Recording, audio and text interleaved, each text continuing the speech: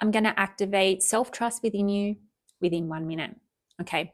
There has been a thought or a vision or a feeling that keeps coming back to you.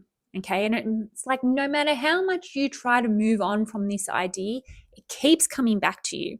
For instance, writing a book, building a YouTube account, talking on stage, whatever it is, that feeling is within you for a reason. Okay. And the more that you trust that God gave you that vision for a reason, because he wants you to deal with it, he wants you to go through it, he wants you to activate it, that is going to lessen the need for validation from others and increase your self-trust. God gave it to you for a reason. Trust it, be it, believe it, and start making actions and taking actions that are going to help you to get to that point where you can feel at ease within yourself.